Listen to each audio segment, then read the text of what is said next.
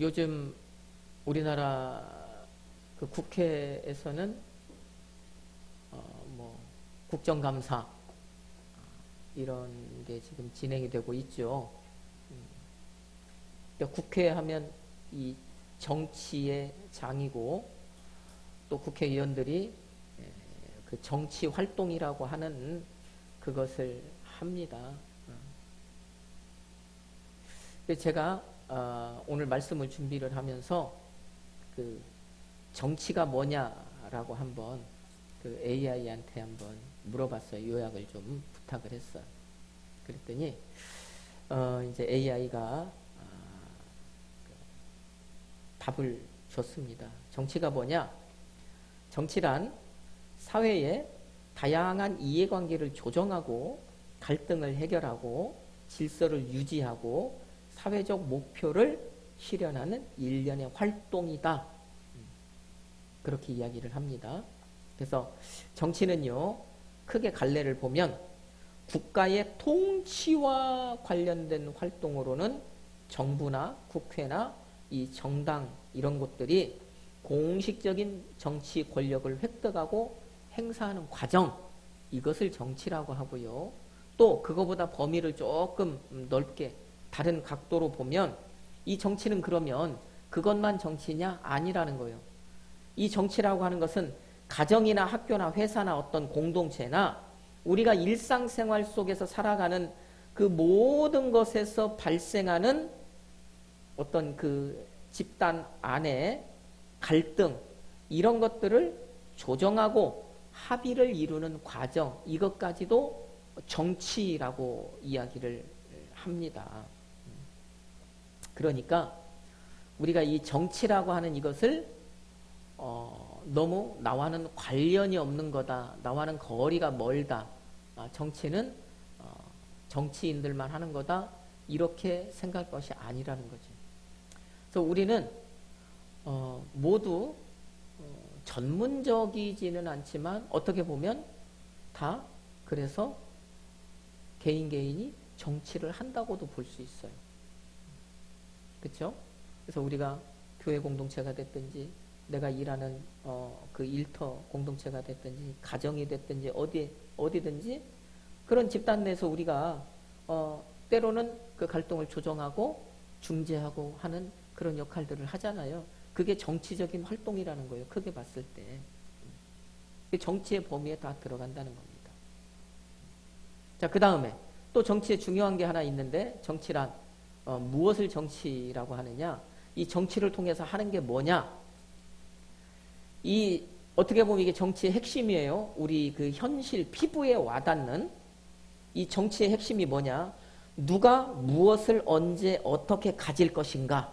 자, 이런 문제를 가지고 여기에 대한 어떤 적절한 해답을 내놓는 것이라는 거죠. 그래서 누가 언제 무엇을 어떻게 가질 것인가? 우리 사회에 돈이 있고 권력이 있고 명예가 있고 우리가 사회적으로 사람들이 가지고 싶어하는 것들이 있단 말이에요. 그런데 그것들은 누구나 다 가질 수는 없잖아요. 그렇다고 해서 그것이 어떤 그 특정한 개인에게만 너무 쏠려도 안 되잖아요. 그러니까 어떻게 보면 한정된 자원이에요. 돈이든지 권력이든지 명예든지 이 한정된 자원을 어떻게 이 사회 구성원들에게 좀 적절하게 이렇게 그 나눠줄 수 있는가를 고민하고 또 그 역할을 해내는 것이 또 정치라는 겁니다. 여러분 보십시오. 이 정치가 이렇게 좀 그 범위가 다양하고 정치가 하는 일이 그래서 우리의 삶에 밀접해요. 뗄래야 뗄 수가 없습니다. 그래서 그 정치의 무대, 그 정치의 그 힘이 미치는 그곳에서 살아가는 사람들의 어떤 그 자유, 행복, 그 다음에 사회 정의, 사회 통합까지도 이 모든 것을 이루어야 하는 것이 이 정치의 그 역할이라는 것이지요. 여러분, 그러면 오늘날 뭐 다른 곳은 볼 것 없고 우리나라 이 정치판이 과연 지금 제가 여러분에게 이렇게 쭉 설명하고 나열한 그런 부분에 비추어 봤을 때 이 잘 돌아가고 있는 것 같습니까? 그 정치를 하는 사람들이 정말 어떤 사회적으로 뭔가를 통합하고 갈등을 조정하고 갈등을 해결하고 문제를 그렇게 같이 머리를 맞대고 해결하고 그래서 이 사회 이 나라가 그 좀 잘 되고 사회가 통합되고 사람들이 조금이라도 더 행복하게 살고 너무 이 땅에 그 물질이나 무엇나 이런 것들이 그 한 곳으로 쏠리게 하지 않고 하는 그런 정치가 해야 될 그 목적, 그 고유의 목적 그것을 잘 하고 있느냐는 거예요, 지금. 절대로 그렇지가 않죠. 오히려 그 사람들이 자기의 기득권을 더 챙기려고 하고 자기의 어떤 그 배를 더 불리려고 하고 자기에게 유리한 모든 그것으로만 이끌어 가려고 하고 상대방을 존중하지 않고 배려하지 않고 존경하지 않고 제가 말씀을 드린 이 정치가 해야 될 모든 것과는 지금 반대로 가고 있는 그 모습이 우리의 이 정치판입니다. 그래서 매체에서 말하기를 우리나라는 지금 정치가 실종되었다 그러잖아요. 우리는 정치가 실종된 시대에 살고 있다. 그러니까 어떻게 보면은 이 정치적인 관점에서 보면은 혼란의 상태에 빠져 있는 거예요. 예, 여러분 제가 정치에 대해서 말씀을 드렸지만 이 정치가 굉장히 우리와 중요하죠. 밀접하죠. 내 삶에 직접적인 영향을 미치는 거니까. 자, 그런데 오늘 말씀을 보니까요. 이 성경에서 굉장히 이 정치를 잘한 사람이 등장하네요. 이 탁월한 정치가가 등장을 합니다. 그 사람이 누구예요? 바로 요셉이죠. 이 47장 이 13절에서부터 그 23절입니까? 27절 거기까지 이제 요셉의 요셉이 한 그 정치의 내용이 간략하게 기록이 되어 있는데 그 안에서 보면 야 요셉이 정말 대단한 정치가구나 대단한 사람이구나 라고 하는 그것을 우리가 알게 되는 거예요. 이 사람이 이런 정치를 했구나.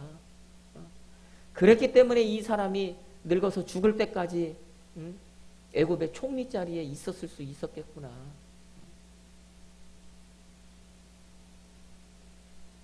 자, 요셉의 이 정치를 우리가 좀 한번 봅시다, 오늘. 요셉이 정치를 어떻게 했는지. 첫 번째, 14절 말씀. 같이 한번 읽어볼까요? 다시. 요셉이 곡식을 팔아 애굽 땅과 가나안 땅에 있는 돈을 모두 거두어들이고 그 돈을 바로의 궁으로 가져가니. 아멘. 자, 지금 이제 흉년이 계속되고 있습니다. 7년 그 기근 안에 지금 여기에 보면은 이제 벌써 한 3년, 4년 그 기근이 들은지 그 땅에 기근이 든지 한 3년, 4년이 아마 넘었을 거예요. 내용상을 보면. 그런데 자, 기근에 애굽뿐만 아니라 그 주변 가나안 땅에서 모두 이 애굽으로 곡식을 사러 오는데 그냥 가지러 오는 것이 아니라 뭔가를 가지고 와서 곡식과 바꿔 가잖아요. 그게 뭐였어요? 첫 번째는 돈이었어요. 그러니까 돈이라고 해서 지금처럼 어떤 그 종이로 만든 그런 지폐가 아닙니다. 그 당시에 돈은요, 그 사회적으로 통용되는 그 돈이 은을 녹여가지고 이렇게 그 덩어리를 만들어요. 그 덩어리 하나가 그 얼마의 가치를 지니는 거예요. 그래서 창세기 저 앞에서도 보면 아브라함이 은 뭐 얼마를 가지고 막벨라 굴과 그 주변 땅을 샀다 막 그렇게 나오잖아요. 그게 돈이란 말입니다. 그러니까 여기서 지금 돈이라고 하는 것은 이 사람들이요, 은이 되었던 금이 되었던 그 사회적으로 통용되던 그런 당시의 귀금속 막 이런 것들을 다 갖고 온 거예요. 살아야 되니까 자기 집안에 있는 귀금속이라고 할 수 있는 모든 것들은 다 들고 나온 겁니다. 그래가지고 양식을 산 거예요.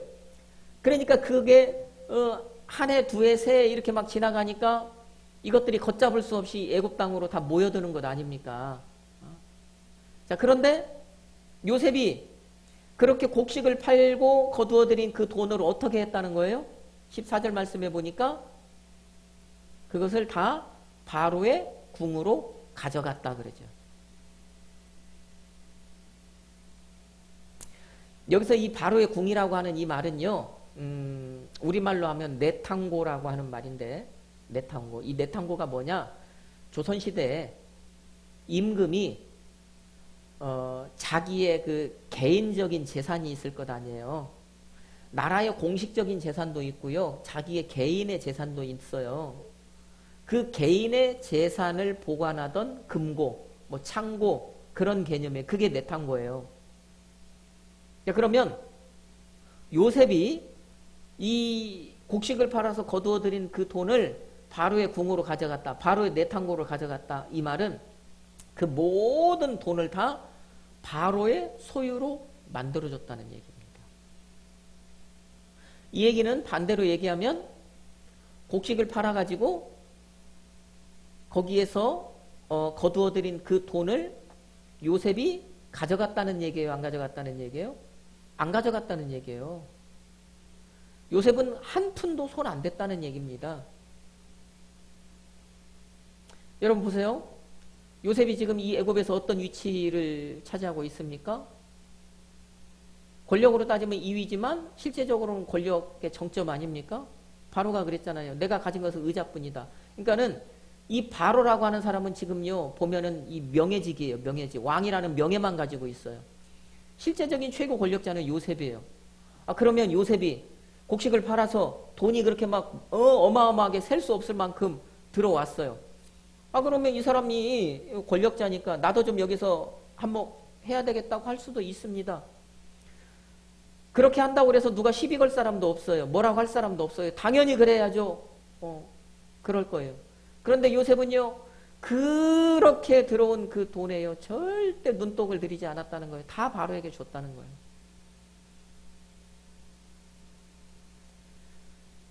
여러분, 이게 남 얘기니까 지금 우리가 그냥 듣는 것이지, 우리가요, 이 세상을 살아가면서 가장 절제가 안 되는 게 뭐냐면 돈이에요. 돈 앞에는 장사 없습니다. 우리가 돈이요, 1,000원짜리 하나가 땅에 떨어져 있어요? 물론 그것은 그냥 지나갈 수 있어요. 10,000원짜리가 하나 떨어져 있어요. 사람의 마음이 혹해요. 저걸 내가 주워 가라, 말아. 100,000원짜리 수표가 떨어지다 말할 것도 없죠. 돈입니다. 그래서 우리가요, 가장 절제가 안 되는 게 돈이에요. 그래서 지금 이 시대도 보면은요, 지금 여러 가지 뭐 특검을 하네, 뭐네 하면서 막 얘기가 나오고, 그러지 않더라도 간간히 이 사회 뭐 지도층이라고 하는 정치인이라고 하는 이런 사람들 미디어 매체에서 나오는 게 어떤 사람이 돈 주워 먹었다는 얘기잖아요. 그러면 보십시다. 사람이요, 돈을 보면 절제가 안 되니까요. 내가 이 돈을 먹으면 이것 때문에 내가 먹은 이 돈 때문에 이 돈이 그 사람한테 가야 되는데 내가 먹어버리니까 그것 때문에 어떤 사람이요 피눈물을 흘린다는 거 내가 분명히 알아요. 그것 때문에요 그 사람은요 그 사람 집에는요 곡소리 난다는 거 내가 알아요. 그런데도 그 돈을 내가 먹어요 안 먹어요? 먹어요. 절제가 안 된다니까요. 보십시오. 내가 막 회사에서 돈을 만지는 사람이에요. 그러니까 이 모든 회사의 돈이요 내 손을 거쳐가지고 가요. 그러다 보니까 얼마 전에도 그랬잖아요. 은행에서도 그렇고 어떤 회사에서도 그렇고요. 예? 그 어마무시한 돈을요 내가 먹어버리잖아요. 그러면 뭐 은행이야 그렇다 쳐. 어떤 회사 규모가 얼마 안 돼. 그런데 내가요 그 돈을 먹어버리면 회사가 휘청할 수도 있는 돈이에요. 내가요 그 돈 먹으니까 먹어버리면 그 회사가 휘청한다고 그 대표의 가정이요 송두리째 무너져 버릴 수도 있는 돈이에요. 그런데도 어떻게 해요? 먹어버리잖아요. 돈이란 그런 존재라고요. 사람은 그래서 돈 앞에 장사가 없어요. 절제가 안 돼요. 그런데 요셉은 어떻게 했대요? 돈 앞에서 초연한 거예요.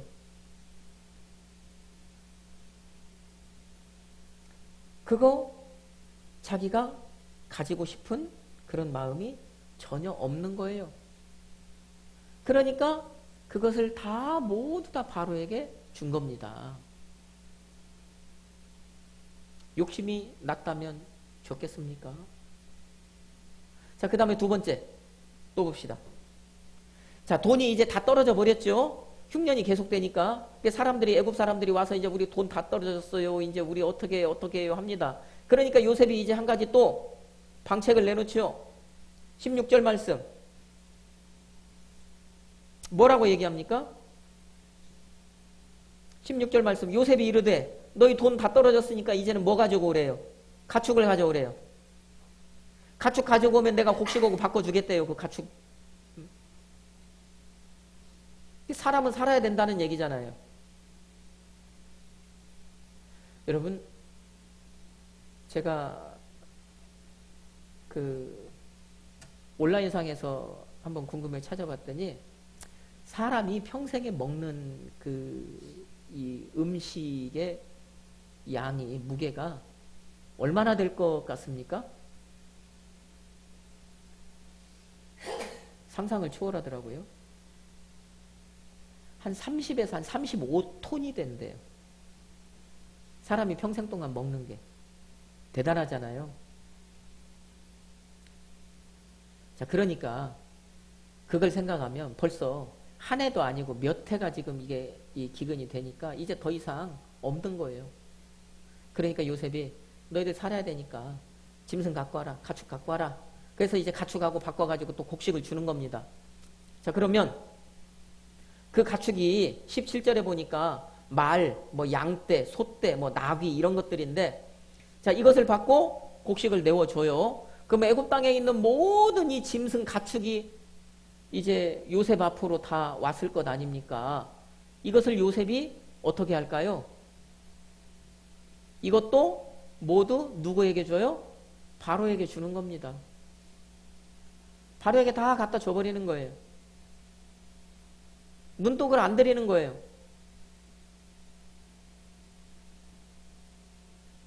그 다음에 이제 가축도 다 떨어져 버렸어요. 그 해가 지나고.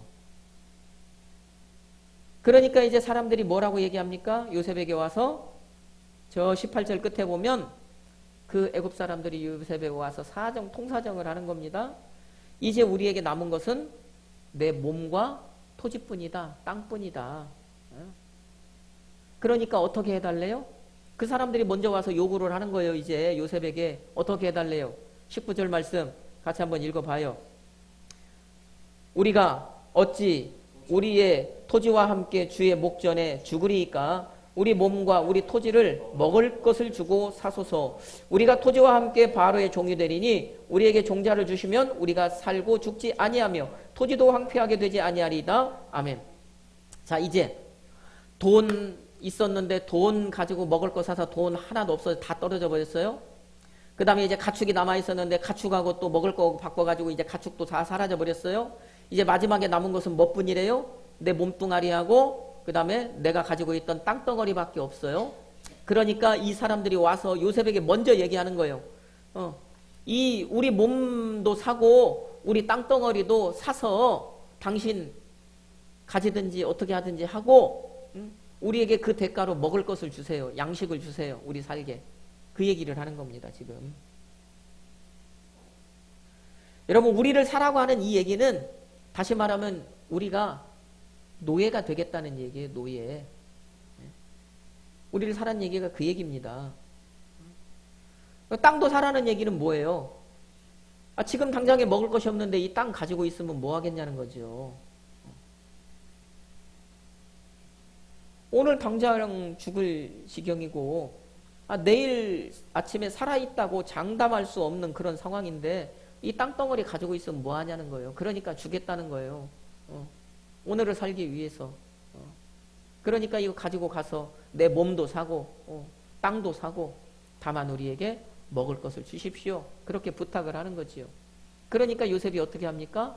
기꺼이 그들의 요구대로 합니다. 그래서 요셉이 그들의 토지를 다 받고 먹을 것을 줘요. 자, 그러면 그 땅도 또 요셉이 어떻게 해요? 말씀해 보니까 그 땅조차도 다 바로에게 줘버리잖아요. 그래서 애굽의 모든 토지가 다 바로의 소유가 됐다 그러잖아요. 여러분 보십시오. 요셉은 지금요, 정치를 제가 잘했다고 했는데 그 정치를 잘한 이 요셉의 모습을 지금 제가 세 가지 모습으로 여러분에게 보여드리면서 저는 여기에서 이것을 본 거예요. 요셉은 깨끗한 정치를 했다. 사심이 없는 정치를 했다. 욕심이 없는 정치를 했다. 그죠? 돈을 탐내지 않았어요. 가축도 탐내지 않았어요. 땅덩어리도 탐내지 않았습니다. 어느 무엇 하나 탐내지 않고 그 모든 것, 자기가 애굽 땅에서 거둬들인 그 모든 것을 바로에게 다 줘버렸다. 여러분, 그러면 요셉이 어떻게 이럴 수가 있었을까요? 무엇 때문에 요셉이 이런 삶을 살 수가 있었을까요? 이런 깨끗한 청렴한 그 정말 그 유혹과 미혹을 받지 않는 그런 삶. 어떤 사람들은요, 돈을 보면 절제가 안 돼서 그렇게 남의 돈을 갖다가 어떻게든지 해먹고 떼어먹고 사기를 치고 남의 거 좋은 것이 있으면 어떻게든지 무슨 수를 써서라도 자기 것을 만들려고 하는데, 요셉은 왜 그런 것들에 그렇게 초연할 수가 있었느냐? 다른 게 아닙니다. 요셉은요, 자기의 이름대로 사는 거예요. 자기의 이름의 뜻대로 사는 거예요. 요셉의 이름의 뜻이 무엇이라고 그랬습니까? 여러분, 요셉 없이 함과 더함이 하나님께 있다.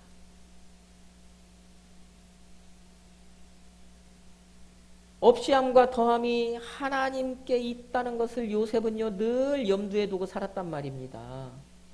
그러니까 모든 것이 다 하나님 손에 있다는 생각을 가지니까요, 돈이 없어도요, 그 돈, 많은 돈, 그것 없어도 요셉은 살아갈 자신이 있는 거예요. 저게 나를 살리는 게 아니라는 것을 알기 때문에 그것에 그렇게 눈독을, 욕심을 내지 않을 수 있었던 거예요. 자, 그러니까 그렇게 자신 있게 살아가니까 다른 말로 하면 요셉의 삶은요, 당당해요. 구린 것이 없잖아요. 만약에 요셉이요, 정말 그렇게 많은 돈이 들어오고 셀 수 없는 짐승이 들어오고 애굽의 그 땅덩어리가 요셉 앞에 다 모였는데 거기 어떤 사사로운 욕심이 조금이라도 개입해서 내가 요만큼은 먹어도 되지 않아? 내가 이 많은 짐승 가운데 이 몇 마리 이거는 가져도 되지 않나? 사람들이 땅덩어리 다 팔았는데 이 땅은 너무도 좋은 땅이네? 이 땅 정도는 내가 가져도 괜찮잖아? 그랬다면 요셉은 당당하지 못했을 거예요.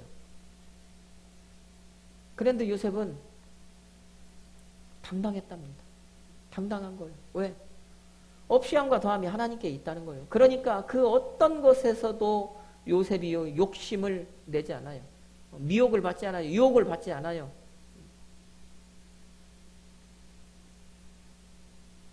그러니까 이 바로가 나중에 그것을 왜 모르겠습니까? 한 번, 두 번은 그렇다 쳐도 계속해서 보다 보면 누구라도 자기한테 와서 하는 얘기가 있을 텐데, 아이고 요새 저 사람 총리 처음에는 안 그러더니 돈이 계속해서 들어오니까 자기네 집으로 조금씩 가져가대요. 짐승도 조금씩 끌고 가대요. 그런 얘기 할 것 아니에요.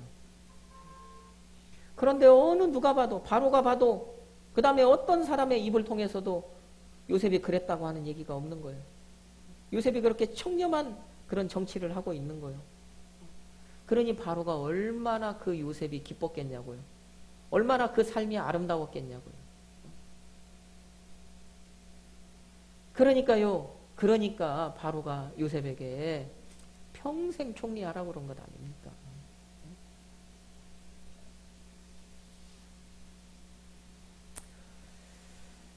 자, 요셉이 그런 정치를 했다는 겁니다.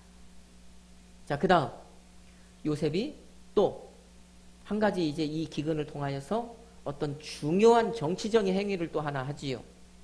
자, 그것이 뭐냐면 애굽의 토지법을 딱 세웁니다. 우리가 24절 그 24절 말씀을 좀 한번 우리가 같이 한번 읽어봅시다. 자, 추수에 5분의 1을 바로에게 상납하고 5분의 4는 너희가 가져서 토지의 종자로도 삼고 너희의 양식으로도 삼고 너희 가족과 어린아이의 양식으로도 삼으라. 아멘. 자, 이미 이 앞에서 땅은 모두 누구의 소유가 되어버렸어요? 바로의 소유가 되어버렸습니다. 이 사람들도 다 바로의 종이 되어서 노예가 되었습니다. 자, 그런 상황에서 이제 요셉이 먹을 거를 주면서 이제 농사할 종자도 주는 거예요. 그러면서 그 종자를 주면서 너희가 그 땅에 너희가 소유하고 있던 그 땅, 너희가 팔았던 땅이지만 이제 너희가 그 땅에 이 종자를 가지고 심어라. 곡식을 심어라. 그리고 심어서 이제 그것을 수확을 하면 어떻게 하라고요? 5분의 4는 너희가 갖고 5분의 1은 바로에게 상납해라. 여러분, 지금 이 사람들은 노예예요? 땅도 바로의 거예요. 바로의 것입니다. 그러면 이 사람들은 소작농이에요. 너의 땅에서 노예가 남의 땅에서 지금 농사를 짓는 거예요. 그러면 그냥 일반 사람들 같으면 어떻게 해야 맞아요? 그 땅에서 농사한 것을 5분의 4는 바로에게 갖고 오고 5분의 1은 너 해라. 그게 세상의 이치 아니겠습니까? 우리나라도 예전에 그 조선시대 때나 그럴 때 그런 일들이 많이 있었잖아요.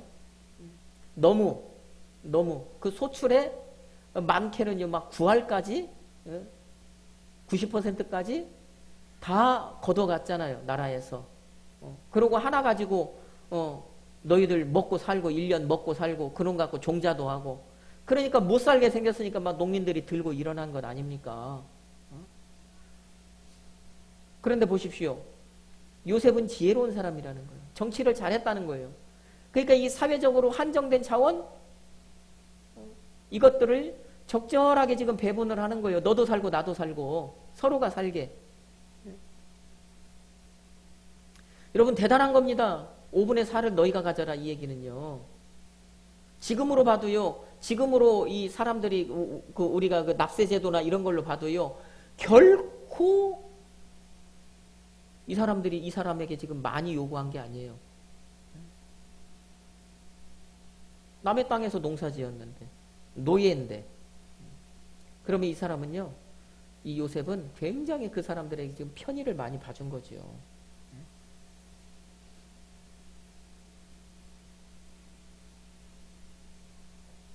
정말 크게 양보를 한 거예요. 요셉이 여기에서 딱 이 애굽의 이 토지법을 딱 세워놔서 이 이후부터는요, 이게 이제 그 나라의 법이 되는 거예요. 그러니까 바로에게는요, 5분의 1만 주면 되는 거예요. 나머지는 자기네들이 알아서 하는 거예요. 그러니까 서로 사는 겁니다. 요셉이 이런 정치를 하는 거예요, 지금. 요셉이 여기처럼 무자비한 짓을 안 해요. 너도 살고, 나도 살고, 우리가 더불어서 같이 살아가자. 그러니까 자 바로가 요셉을 그렇게 예뻐했던 것처럼 이 사람들도 애굽의 그 국민들도 요셉을 어떻게 해요? 감사한 거죠. 자기네 처지가 있고 자기의 형편이 있고 그 모든 것을 다 그들이 알고 있는데 겪고 있는 일인데 얼마나 요셉이 감사합니까? 요셉 같은 사람이 나타나서 어느 날 너희들 7년 동안 대풍년이 들을 텐데 그것은 다가올 7년 대기근을 대비하기 위해서 하나님 주신 것이다. 그러니 그 7년 그 대풍년 동안에 그것을 잘 흥청망청할 게 아니라 모아둬야 된다. 실제로 그렇게 되었어요. 그때 그것을 이제 풀어가지고 요셉이요 이 사람들을 살려냈습니다. 그리고요 보십시오. 그렇게 하면서 칼자루는 지금 누가 주고 있는 거예요? 요셉이 주고 있잖아요. 모든 칼자루는. 그런데 그 칼자루를요 무자비하게 휘두르지 않고요. 이 애굽 나라 이 사람들의 형편을 생각하고 요셉이요 그 사람들 편에서 생각하고 행동을 해주는 거예요. 그 사람들 더불어 살게 해주는 거예요. 고열을 짜내지 않는 거예요. 그러니까 애굽의 바로뿐만 아니라 이 애굽의 모든 이 나라의 모든 사람들도 요셉이 총리하는 것에 누구 하나 토다를 사람이 있어요? 없어요? 없는 겁니다. 누구 하나 요셉이 총리 더 이상 하면 안 되라고 얘기할 사람이 없는 거예요. 그러니까요, 저 출애굽기 1장 8절 요셉을 알지 못하는 새 왕이 일어나서 애굽을 다스렸다. 여러분, 그때서부터 이 히브리 민족이 애굽 땅에서 종살이를 하는 거예요. 그 이전에는요, 이 사람들은 종이 아니라 애굽에서 자유인이었어요. 애굽에서요, 다른 사람들, 그 애굽 본토 사람들보다 더 떵떵거리면서요, 더 그 요지, 고센 땅, 거기에서 지금으로 말하는 서울, 강남, 한복판에서 빌딩 세우고요, 다 그 빌딩 건물주로요, 그렇게 살던 사람들이에요, 히브리 사람들이. 그 출애굽기 1장 8절에 그 요셉을 알지 못하는 새 왕이 일어났다는 요때는요, 이미 이 히브리 사람들이, 야곱의 가족들이 애굽에 들어간 지 한 300년 이상이 지난, 몇백 년이 지난 때예요. 그런데 그 앞전까지는 요셉이 했던 일을 알았던 시대였다는 거예요. 그러니까 요셉이 정치를 어떻게 했다는 것을 몇백 년이 지나는 사람들이 그것을 알고요, 그것 때문에 그 요셉의 그 가족, 다시 말하면 히브리 민족들을 선대해 줬다는 겁니다. 요셉이 얼마나 잘해놨으면 그 영향이 몇백 년을 가겠냐고요. 요셉이 그런 정치를 한 거예요. 그런 정치. 요셉이 정치를 잘해서 그 땅의 모든 사람을 살렸어요. 그 애굽 사회, 그 사회에 이런저런 이해관계를 조정하고 갈등 해결하고 질서 유지하고 사회적 목표를 다 실현해 냈습니다. 한정된 자원 잘 나눴잖아요. 문제를 해결했잖아요. 그래서요, 그 애굽 사회를 통합했잖아요. 정치인이 해야 될 모든 이 정치인의 덕목을요, 요셉이 두루두루 갖추고요, 다 그 일을 완벽하게 해낸 거예요. 그러면 요셉이 정치를 잘했다라고 하는 이 말은, 다른 말로 하면 요셉은 지혜로운 사람이라는 얘기예요. 바로가 이미 말했잖아요. 저 41장입니까? 너는 너같이 지혜로운 사람 없다 그랬잖아요, 요셉에게. 그러니까 네가 총리해야 된다. 요셉이 그만큼 지혜로운 사람이었다라는 거예요. 그 지혜를 가지고 뭐 한 거예요? 정치를 했는데 가장 큰 일, 그 정치에서 가장 큰 일이 뭐예요? 사람을 살린 거잖아요. 나라가 망해 없어질 위기에서 나라를 존속시킨 거잖아요. 여러분, 그래서요, 하나님께서 사람에게 지혜를 주신 목적이 있는데요, 그 목적이 뭐냐면 사람을 살리라는 거예요. 그래, 이게 바로 하나님이 사람에게 지혜를 주신 목적입니다.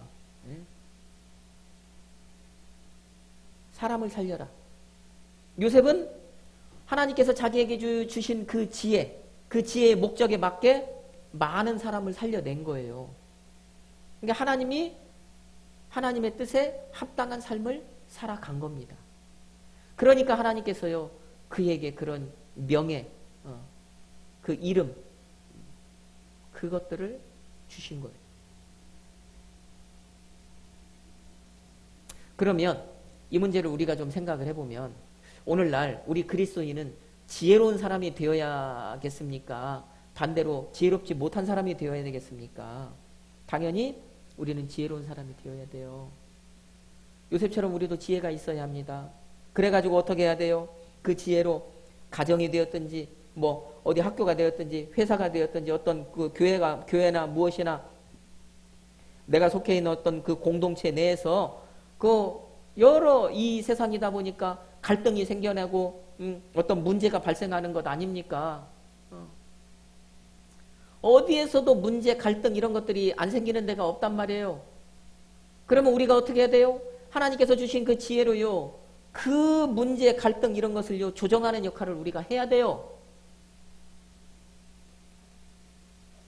그리스도인은 우리의 사명입니다. 여러분요, 지혜로요, 우리가요, 이 사회 구성원들, 내가 속해 있는 어떤 그 사회의 그 구성원들, 이런 의견, 저런 의견이 나누고요, 그 이해관계가 충돌할 때, 우리는요, 그 문제를 해결하고요, 문제를 조정하는 그런 역할을 우리가 해야 해요. 다시 말하면, 우리 그리스도인은요, 지혜가 있어서 살리는 역할을 감당해야 한단 말입니다. 살리는 역할. 어디에서든지. 이놈이 아니라 이놈이나 서로 싸워? 그러면 너도 죽고 너도 죽어가 아니라 너도 살고 나도 살고 이 사람도 살고 저 사람도 살고 그렇게 살려내는 그런 조정자의 역할을 우리 그리스도인이 해야 된단 말이에요. 그런데 성경이 말씀하는 이 지혜는요, 세상에서 얘기하는 우리가 잘못 생각하는 지혜와는 지식과는 다른 거예요. 지식은요, 우리가 무언가 학습을 통해서 뭘 통해서 이렇게 체득하고 사회에서 이 세상에서 무언가를 얻는 것인데 이 지혜는 그게 아니에요. 하나님이 주시는 지혜는 그게 아닙니다. 사람을 살려내는 지혜는 그게 아니에요. 그러면 요셉은요, 어떻게 해서 지혜가 있었고 우리가요, 어떻게 하면 요셉처럼 지혜가 있는 사람이 되겠는가? 그것을 우리가 성경 말씀을 통해서 그 해답을 좀 찾을 수가 있죠. 저 솔로몬을 통해서 그 답을 찾을 수가 있는 거죠. 성경 말씀을 한 군데 찾아볼까요? 열왕기상 3장 9절 말씀입니다.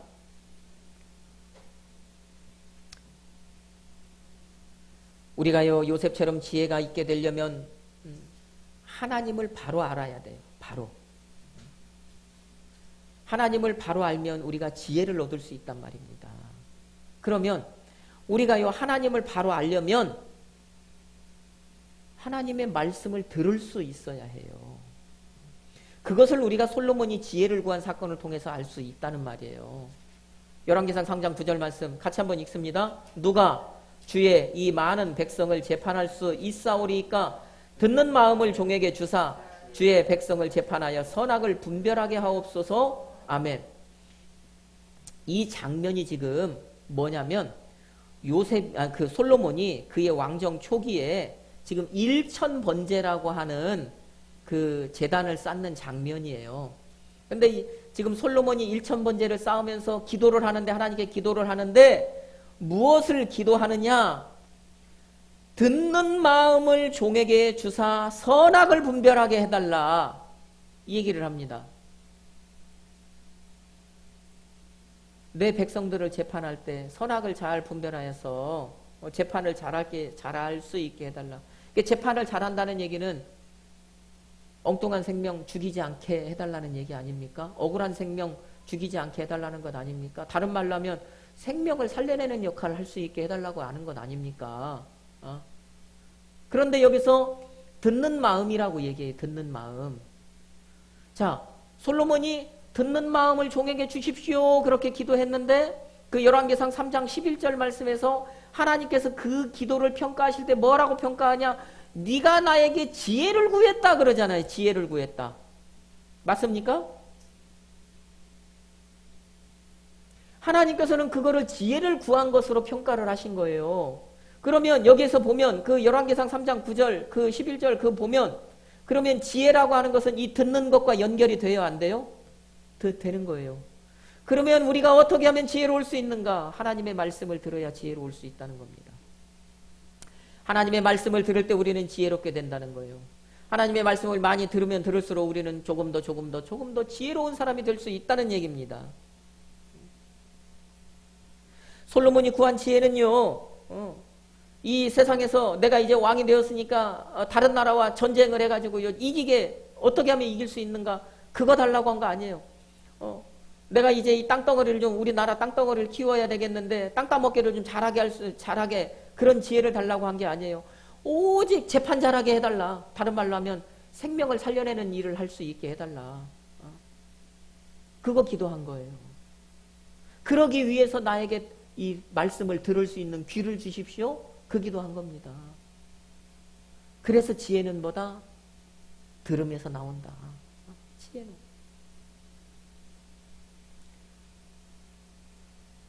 솔로몬이 구한 지혜는 하나님을 바로 알기 위해서 하나님의 말씀을 들을 수 있는 귀를 달라고 하는 그거. 그게 솔로몬이 구한 지혜였던 거예요. 그래서 지혜란 이 듣는 것과 연관이 된다. 그래서 제가 여러분에게 드리는 말씀이 지혜는요, 하나님의 말씀을 들어야 생기는 것이다. 그렇게 말씀을 드린 것입니다. 여러분 보십시오. 그러니까 솔로몬이 그렇게 지혜를 구하니까 하나님께서 그것이 기쁜 거였잖아요. 그러니까 네가 구하지 않은 다른 것까지도 내가 모든 땅 다 너에게 주겠다. 그렇게 말씀하신 거잖아요. 여러분, 우리가 내가 속한 어떤 그 공동체 거기에서 지혜 있는 사람이 되어서 사람을 살리는 역할을 해야 돼요. 내가 공동체에 속해 있다는 것은 나도 거기에서 정치를 하는 사람이라는 거예요. 오늘 크게 정치를 얘기했으니까 어떤 역할이든지 내가 하잖아요. 그럼 난 거기서 정치를 하는 사람인데 어떤 정치를 해야 된다고요? 요셉처럼 살리는 정치를 해야 된다고요. 살리는 역할을 해야 된다고요. 그러면 살리는 역할을 하기 위해서 나에게 필요한 게 지혜인데 이 지혜는 어디로부터 나온다고요? 하나님의 말씀을 들을 때 나온다고요. 말씀으로부터 나온다고요. 그러니까 여러분 말씀을 잘 들어야 한다는 것입니다. 말씀을 통해 여러분이 지혜롭게 된다는 것입니다. 여러분, 말씀을 마칠게요. 이 자리에 있는 여러분 모두요. 정말 제가 오늘 말씀드린 이 요셉처럼 지혜 있는 사람이 되기를 주님의 이름으로 축복합니다. 여러분 정말 말씀을 잘 들어서요. 하나님을 아는 수준이 날마다 높아지는 그런 지혜로운 그리스도인이 되기를 주님의 이름으로 축복합니다. 그리하여서 그 지혜로 이 한 주간 하나님이 원하시는 그런 사람을 살려내는 그런 삶을 살아가는 여러분이 되기를 예수 그리스도의 이름으로 축복합니다. 아멘.